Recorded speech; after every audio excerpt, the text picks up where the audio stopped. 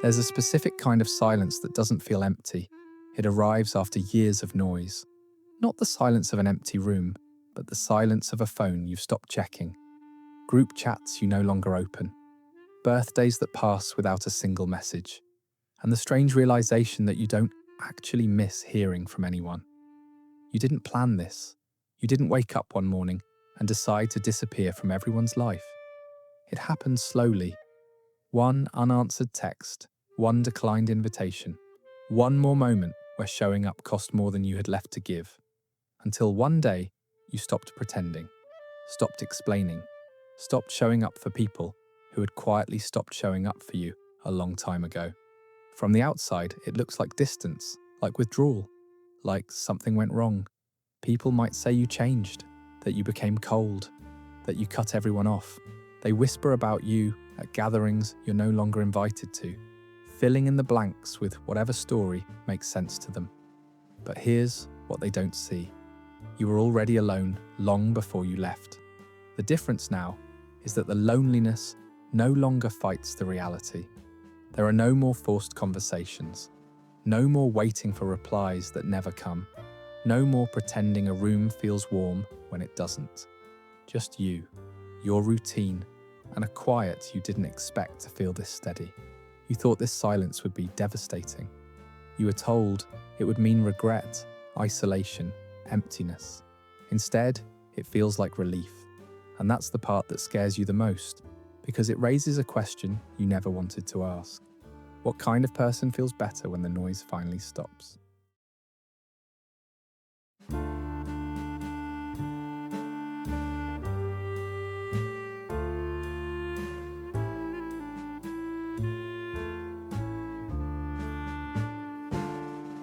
You didn't become distant because something in you broke. You became distant because something in you finally ran out. People like to tell this story as if one day you woke up colder, harsher, less human, as if you flipped a switch and decided you didn't care anymore. But that's not how it happened. No one wakes up heartless. What you woke up with was exhaustion, the kind that comes from carrying too much for too long without being held in return. For years, staying connected meant staying available. It meant answering every message, making time no matter how depleted you felt, showing up even when your own body was asking for rest. Saying, "I'm busy," used to be an excuse, something you said to soften the no. Now it's a boundary. Not because you want distance, but because closeness started to cost more than you could afford. This wasn't rebellion. It was arithmetic. Every interaction began to drain something. Energy, attention, emotional space. And you noticed how rarely it gave anything back. You didn't announce your withdrawal. You didn't demand to be understood. You simply stopped reaching for relationships that required you to bleed quietly just to keep them alive. From the outside, that looks like indifference. From the inside, it feels like relief mixed with grief. Relief because you're no longer overextending yourself into emptiness. Grief because you stayed far longer than you should have, hoping efforts would eventually turn into mutual care. You didn't walk away because you stopped caring. You walked away because caring without being met was slowly hollowing you out. And choosing not to disappear inside other people anymore isn't cruelty. It's what survival looks like after you've given everything you had. There's a pattern people rarely talk about because it doesn't fit the stories we like to tell about connection. The ones who care the most often aren't surrounded by support. They're the ones who quietly disappear. You were the reliable one, the person who picked up the phone late at night, who remembered birthdays, who noticed when something felt off and asked about it, then actually stayed long enough to hear the answer. When someone was falling apart, you showed up. When there was a crisis, you adjusted your life around it. You didn't do this for credit. You did it because you cared. Over time, that role became invisible. People didn't see it as generosity anymore. They saw it as availability.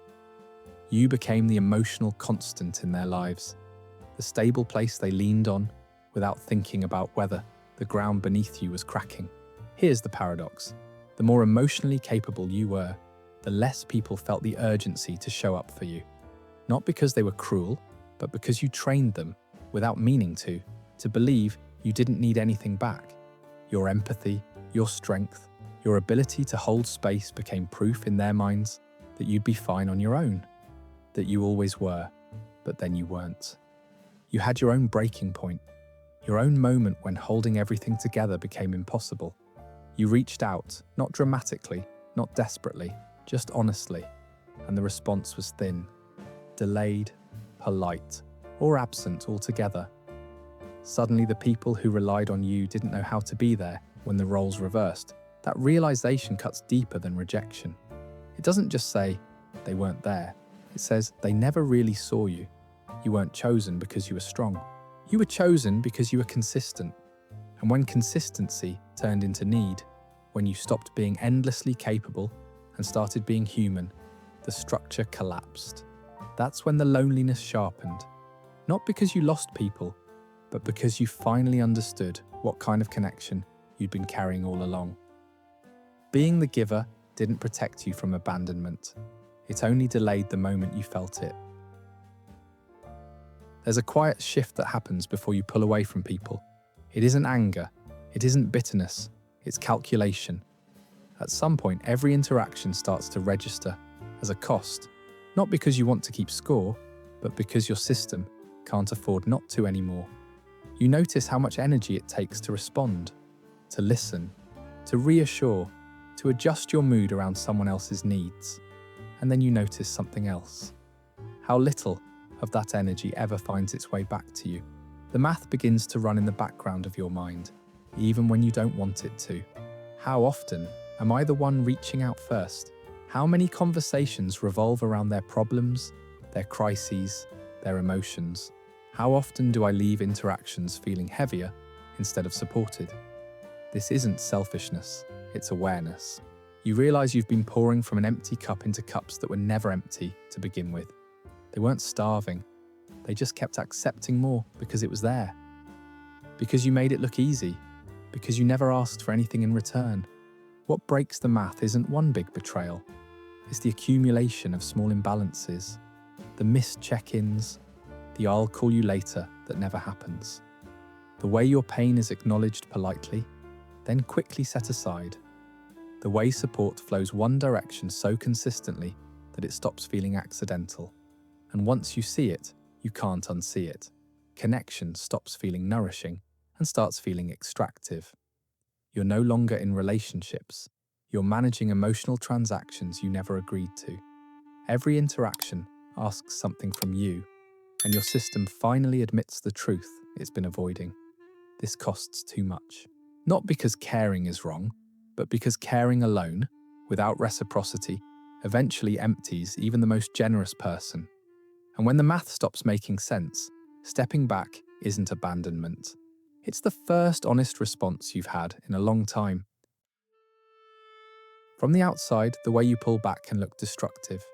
People call it self-sabotage. They say you leave too soon, close off too fast, disappear the moment things start to matter. It sounds convincing until you understand what your system is actually trying to do.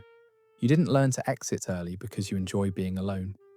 You learned it because staying past a certain point kept ending the same way.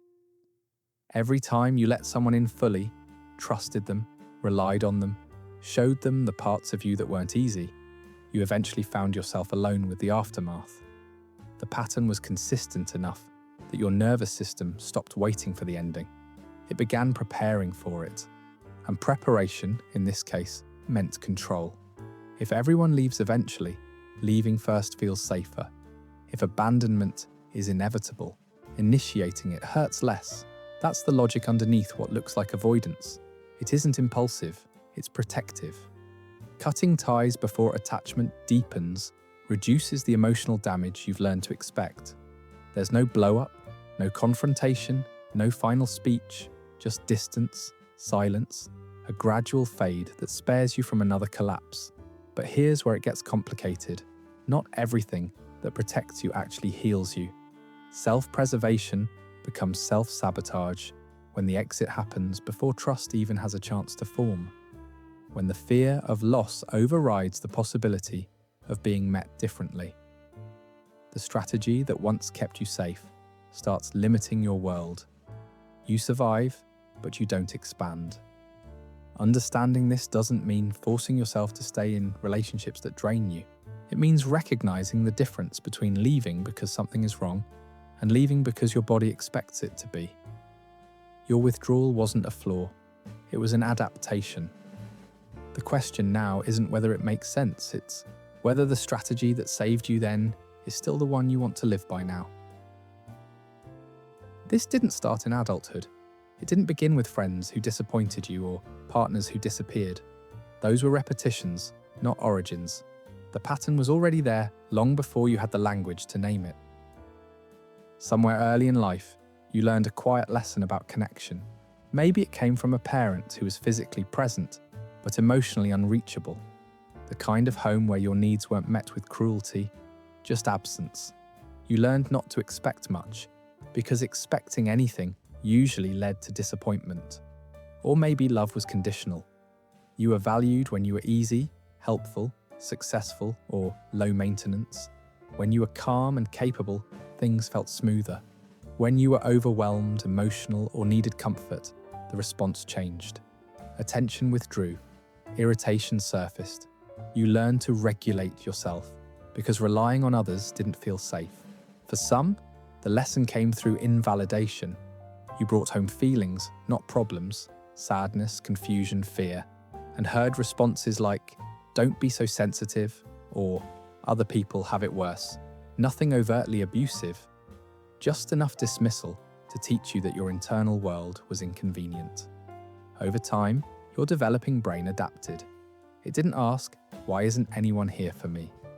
It asked, "How do I make sure I don't need anyone again?" So you became independent early, self-sufficient, observant, skilled at reading rooms, anticipating moods, adjusting yourself to avoid being a burden. You learned how to disappear emotionally without leaving physically, how to handle things alone and call it strength. Needing people began to feel dangerous. Depending on someone meant handing them the power to let you down. Vulnerability stopped feeling like closeness and started feeling like exposure. Your nervous system took note. It stored these experiences not as memories, but as expectations. Those early dynamics became your blueprint for adult relationships, not because you chose them, but because they felt familiar. And when later connections followed the same arc, tension first, distance later, it didn't shock you. It confirmed what your body already believed. Cutting people off wasn't rebellion, it was consistency. A system doing exactly what it learned to do to stay safe in a world where connection rarely felt secure. Understanding where this began doesn't excuse the pain, but it explains why leaving feels safer than hoping. By the time you're an adult, it can feel like you already know how relationships end, sometimes before they even really begin. You meet someone new, there's a moment of connection, a spark of possibility, and almost immediately, a quiet voice in the back of your mind asks, "How long until this one leaves too?" That voice isn't cynicism, it isn't bitterness, it's memory. Your nervous system learned patterns long before your conscious mind had words for them. It learned what usually happens after closeness, what follows trust, what tends to come right after you start needing someone, instead of just being useful to them. So it does what it's designed to do. It predicts threats before they fully arrive.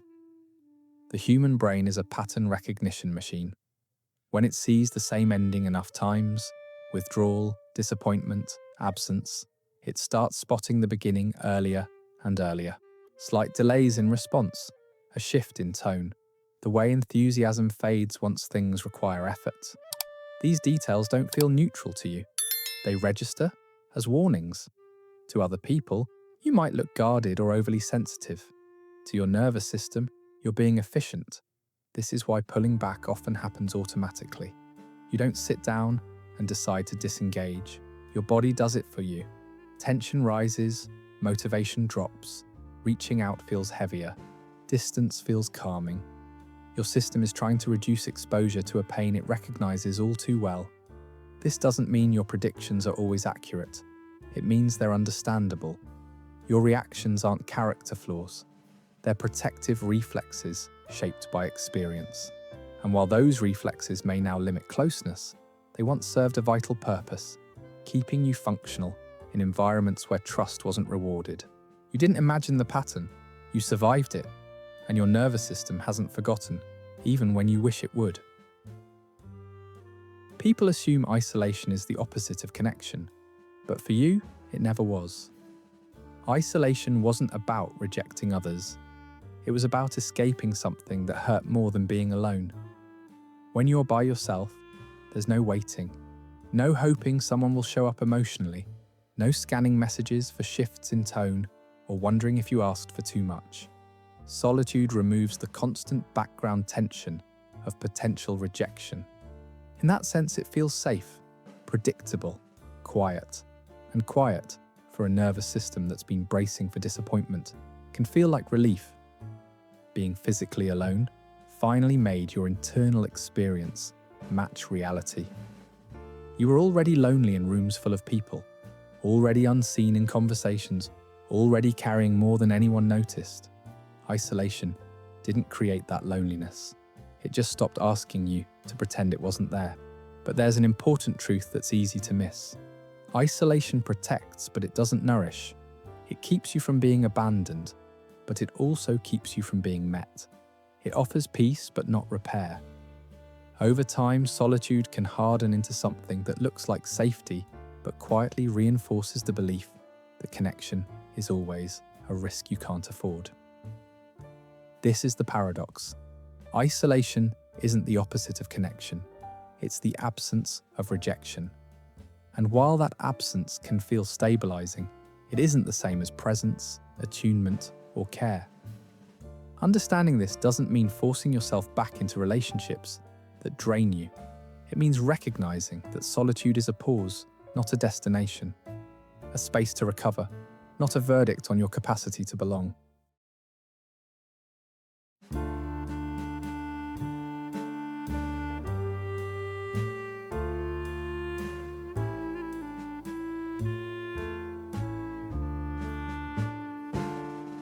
At first, the wall you built did exactly what it was supposed to do. It kept the wrong people out.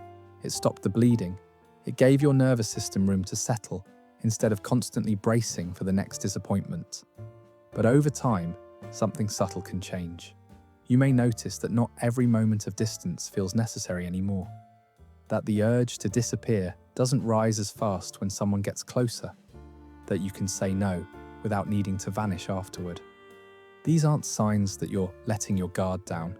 They're signs that your system is stabilizing. This is where the wall starts asking a different question. Not, should I protect myself? But how do I choose who gets access? A wall keeps everyone out indiscriminately. A gate doesn't. It opens slowly, intentionally, and only when there's evidence, not promises, that someone can meet you with consistency. Boundaries begin to replace withdrawal. Discernment replaces disappearance. You stop measuring connection by intensity and start measuring it by reliability. Who follows through? Who notices when you pull back? Who doesn't punish you for needing space but doesn't vanish either? These things matter more to you now than chemistry or shared history. This doesn't mean rushing back into closeness. It doesn't mean explaining yourself or offering second chances out of guilt. It means allowing the possibility, however small, that connection doesn't have to cost you your nervous system. The goal was never to stay closed forever. It was to survive long enough to choose differently. And if you're not there yet, that's not failure, it's timing. A gate can remain closed without becoming a prison. It can stay locked until your body, not just your mind, believes it's safe to open again. Choosing quiet wasn't giving up on connection. It was stepping out of environments that were slowly eroding you. You didn't disappear because you were weak. You stepped back because staying meant shrinking, explaining yourself to people who never really listened, proving your worth through effort, accepting crumbs, and calling it closeness. The silence you chose wasn't empty. It was the first space where your nervous system wasn't under constant threat. Cutting people off wasn't the absence of love. It was the presence of self-respect. You stopped bleeding for relationships that only worked when you were the one doing the work. You stopped waiting for people to show up and started showing up for yourself. And in that pause, something important survived. The part of you that still knows what real connection should feel like. This isn't the end of your story. It's an intermission, a place to breathe, a chance to recover before deciding who, if anyone, gets access to you next. Quiet didn't make you smaller. It kept you whole. And if this felt familiar, if you recognized yourself somewhere in this silence, you're not broken and you're not alone. If you want more conversations like this about the quiet parts of the human experience, the ones most people don't know how to name, consider subscribing to the channel. And if any part of this story felt like it was written from your own life, leave a comment below. Your voice might be the one that helps someone else feel seen for the first time.